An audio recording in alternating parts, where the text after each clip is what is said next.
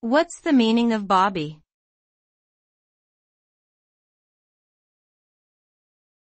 Bobby.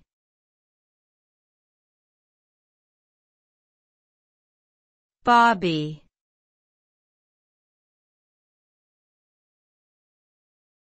Bobby.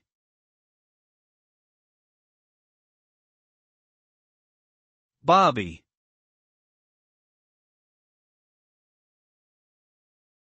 The term Bobby is often used as a slang word for a police officer in the United Kingdom.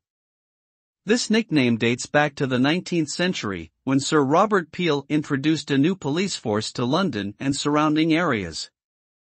The police officers were known as Peelers or Bobbies after the founder of the Metropolitan Police Service, Robert Peel. Today, the term Bobby is still commonly used in the UK to refer to any uniformed police officer.